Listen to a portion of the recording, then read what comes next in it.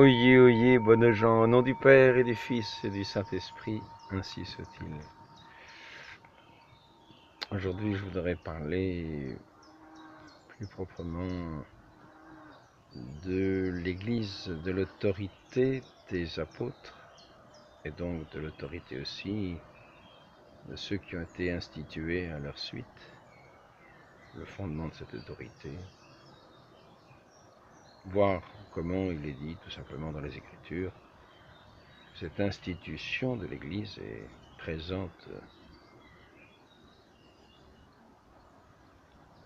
par l'action de Dieu lui-même. Donc, je prendrai les actes des apôtres.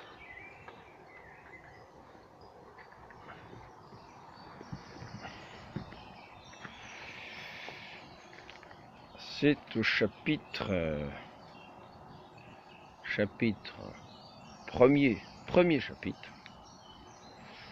Nous en arrivons en ces temps, en ces jours-là, les frères étaient réunis au nombre d'environ 120. Pierre se leva au milieu de l'assemblée et dit: Frères, il fallait que l'Écriture s'accomplisse. Par la bouche de David, l'Esprit Saint avait d'avance parlé de Judas, qui en est venu à servir de guide aux gens qui ont arrêté Jésus. Ce Judas qui, pourtant, était l'un de nous et avait reçu sa part de notre ministère. Judas avait reçu sa part du ministère des autres apôtres. Je mets une pause, je vais chercher le dictionnaire pour regarder ce que veut dire ministère. Ministère, du latin ministerium, service. Le premier parmi vous sera le serviteur de tous, est-il dit. Fonction, charge de ministre, temps pendant lequel on l'exerce. L'ensemble des ministres ou cabinets qui composent le gouvernement d'un État. Ministère, administration dépendant d'un ministre. Bâtiment où se trouvent ses services. Ministère public, magistrature établie auprès d'une juridiction et requérant l'application des lois au nom de la société. Requérant l'application des lois au nom de la société, et un caractère juridique.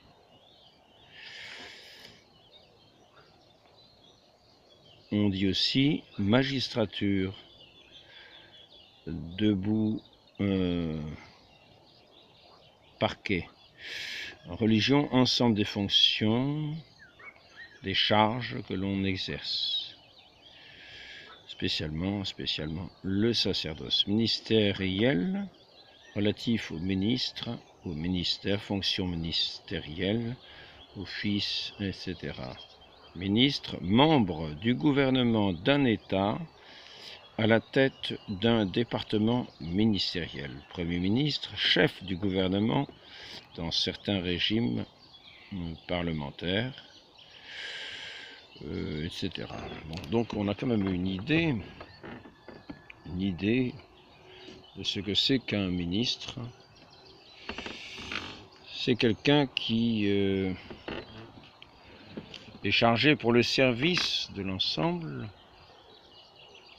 de faire exécuter les lois.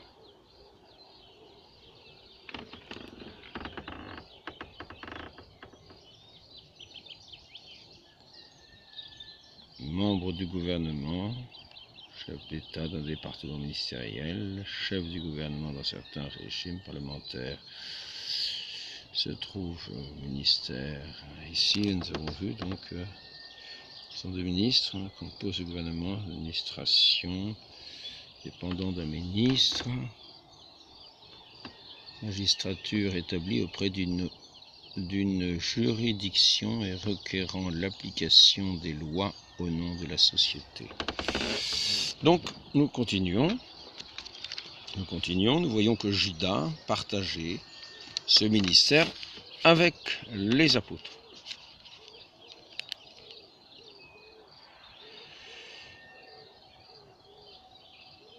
Pierre se leva au milieu de l'assemblée et dit, « Frères, il fallait que l'écriture s'accomplisse par la bouche de David. L'Esprit Saint avait d'avance parlé de Judas, qui en est venu à servir de guide aux gens qui ont arrêté Jésus. Ce Judas était pourtant l'un de nous et avait reçu sa part de notre ministère. » Sa part de notre ministère. C'est-à-dire que c'est un ministère exercé en commun, dont chacun des apôtres avait une part, qu'il avait reçu en partage avec les autres. Il avait reçu cette part du ministère. Tout le monde n'a pas cette part du ministère. Judas l'avait. Pourtant, il l'avait. C'est marqué pourtant. Donc, qui en est venu à servir de guide aux gens qui ont arrêté Jésus, ce Judas qui pourtant était l'un de nous et avait reçu sa part de notre ministère. Or, celui-ci avait acquis un champ avec le salaire de la trahison. Il tomba la tête la première, son ventre éclata de toutes ses entrailles, se répandirent. Tous les habitants de Jérusalem en furent informés. C'est pas un fait simplement comme ça. Personne n'a entendu parler. Tous les habitants de Jérusalem ont entendu parler de cela. On avait entendu parler du Christ, et puis là, on a entendu parler qu'un de ses apôtres s'est suicidé. Ça a fait du bruit dans tout Jérusalem.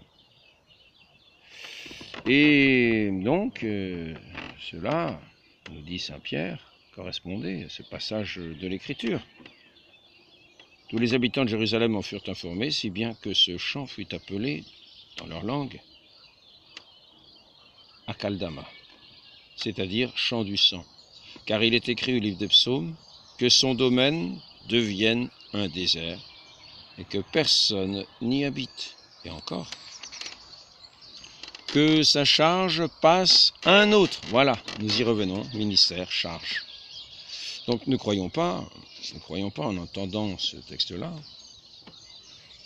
il n'y a pas une autorité qui a été fondée. Il n'y a pas une autorité qui a été fondée de Dieu même, car il est bien question de l'Esprit Saint, qui est ici le premier acteur, après que notre Seigneur ait vécu avec ses apôtres et les ait nommés lui-même comme apôtres. Avec cette force de l'Esprit Saint, nous avons vu descendre sur lui au baptême, de la voix du Père, et qu'il écoute le Fils, écoute le Père. Il voit le Fils, voit le Père. Écoute le Fils, voit. Écoute le Père. Qui ne l'écoute pas, rejette le Père pareil. Donc c'est vraiment l'autorité divine. Donc nous continuons encore un petit peu. De l'écriture, donc cette écriture divine, qui allait dire ce que Dieu allait accomplir pour la restauration du monde, c'est-à-dire le salut du monde par son Église établie, avec des ministres établis, afin de servir le peuple, c'est-à-dire de diriger, de gouverner dans les lois divines. Dans cette juridiction de faire appliquer les lois divines, de les faire connaître, de lier, de délier. Moi, je n'en reviens pas à ce terme de lier et de délier, car aujourd'hui, il s'agit juste de voir tout simplement comment ce ministère est établi par l'Esprit Saint. Donc, Voilà donc ce qu'il faut faire. Il y a des hommes qui nous ont accompagnés, voilà. Donc que sa charge passe à un autre. Donc Saint-Pierre prend la parole, c'est Saint-Pierre qui parle. D'une certaine manière, c'est Saint-Pierre qui a l'initiative. Saint-Pierre à qui le Christ a remis son Église pour être le fondement, la fondation de cette Église. Et là, nous voyons Saint-Pierre qui va, par Saint-Pierre, l'Esprit Saint va agir. C'est Saint-Pierre qui gouverne l'Église, qui est la direction de l'Église, qui est le premier ministre d'une certaine manière, le premier serviteur, mais avec l'autorité de Dieu, et avec la force, l'autorité aussi de Dieu manifeste, de Dieu dans la personne du Saint-Esprit. Ils prient. Ils vont prier le Saint-Esprit pour désigner le successeur. Et quand ils auront prié le Saint-Esprit et que le successeur aura été désigné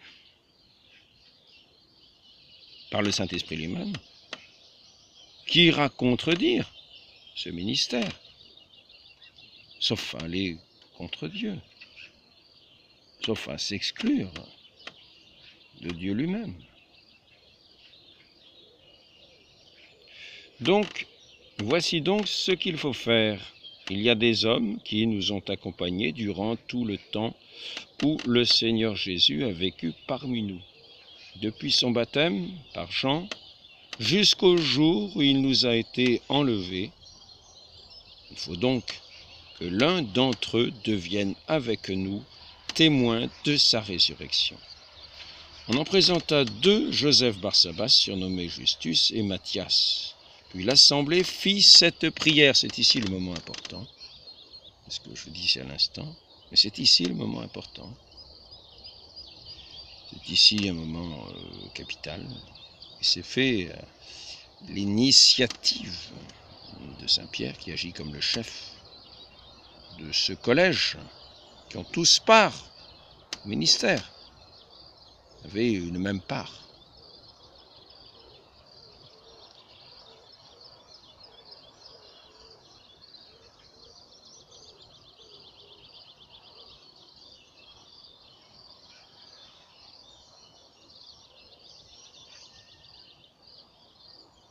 Là qu'ils se tenaient tous, Pierre, Jean, Jacques, André, Philippe et Thomas, Barthélemy, Matthieu, Jacques, fils de Alphée, Simon le Zélote et Jude, fils de Jacques.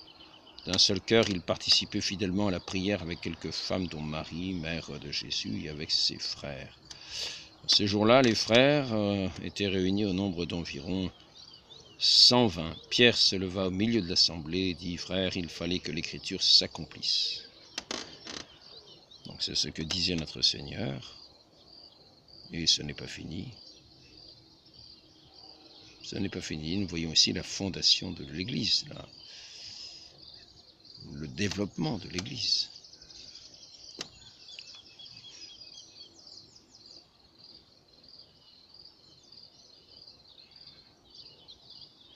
Donc Judas, qui pourtant était l'un de nous et avait reçu sa part de notre ministère. Voilà. On en présenta deux, Joseph Barsabas surnommé Justus et Matthias, puis l'assemblée fit cette prière. Toi, Seigneur, qui connais le cœur de tous les hommes, montre-nous lequel des deux tu as choisi. C'est l'Esprit Saint lui-même qui choisit. Toi, Seigneur, qui connais le cœur de tous les hommes, montre-nous lequel des deux tu as choisi pour prendre place dans le ministère des apôtres,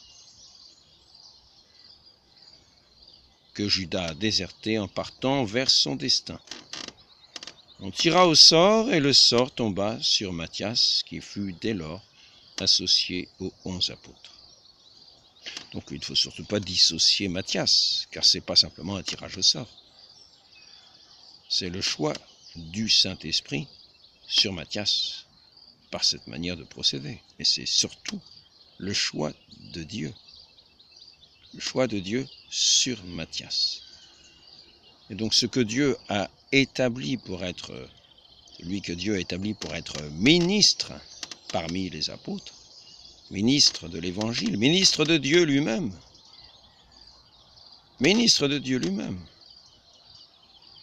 Qui ira dire qu'il n'y a pas d'église fondée par notre Seigneur Jésus-Christ, par Dieu lui-même, alors que nous le voyons de façon si évidente.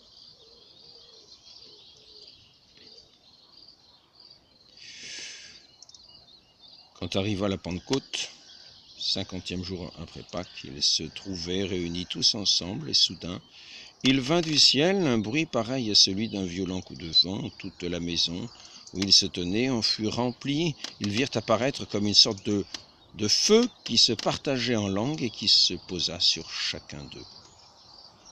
Alors ils furent tous remplis de l'Esprit Saint et se mirent à parler en d'autres langues, et chacun s'exprimait selon le don de l'Esprit. Matthias était parmi ceux-là. Donc le Saint-Esprit, la Pentecôte, n'a pas rejeté Matthias en disant « il n'est pas mon ministre ». Donc ce qui a été décidé à l'initiative de Saint Pierre, par le choix des apôtres, c'est-à-dire ce choix de ce nouvel apôtre, de ce successeur de Judas, par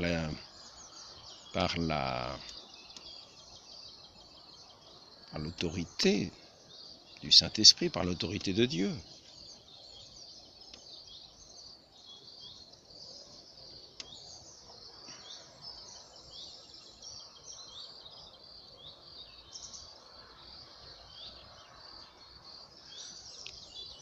L'Esprit Saint, est-il dit, avait d'avance parlé de Judas, qui en est venu à servir de guide aux gens qui ont arrêté Jésus.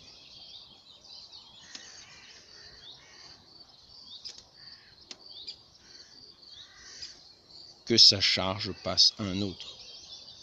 Voici donc ce qu'il faut faire. Il y a des hommes qui nous ont accompagnés. Il faut donc que l'un d'entre eux devienne avec nous témoin de sa résurrection. Parce que c'est l'Écriture qui le dit, que sa charge passe à un autre. On en présenta 2, etc.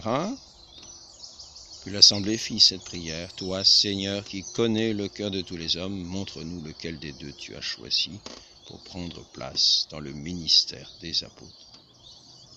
C'est ici que nous voyons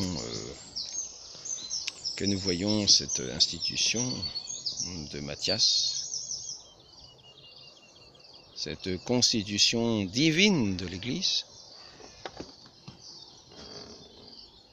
qui choisit lui-même ses apôtres, qui choisit lui-même ses ministres, qui agissent avec l'autorité de Dieu dans son Église pour établir, pour lier et délier. Saint Pierre est à la tête de ce collège des apôtres. C'est ce que nous voyons tout au long de l'Évangile, c'est ce que dit notre Seigneur Jésus-Christ, c'est ce qui est confirmé dans ce passage. Donc, pour tous ceux qui disent il n'y a pas d'église, il n'y a pas eu de fondement de l'église, sachez-le, qui écoutent les apôtres et leurs successeurs, écoutent notre Seigneur.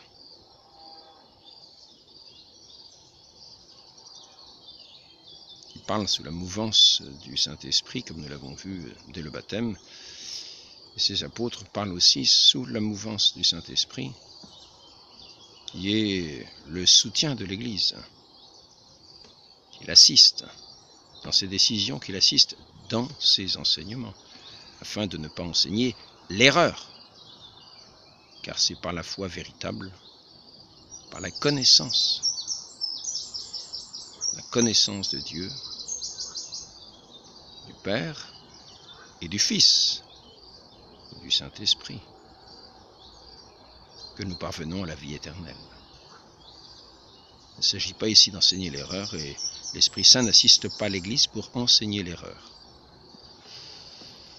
Donc, dans cet établissement, de cette constitution de l'Église, tout ce qui regarde cette constitution de l'Église, dans ses choix des ministres, Respectons l'œuvre de Dieu et n'allons pas contre l'action de Dieu. C'est tout ce que je voulais dire dans cet entretien. Avis à tous ceux qui se prétendent chrétiens et qui n'écoutent pas du tout l'Église. Ils sachent qu'ils sont à côté. Demandons la grâce d'écouter à notre très sainte Mère,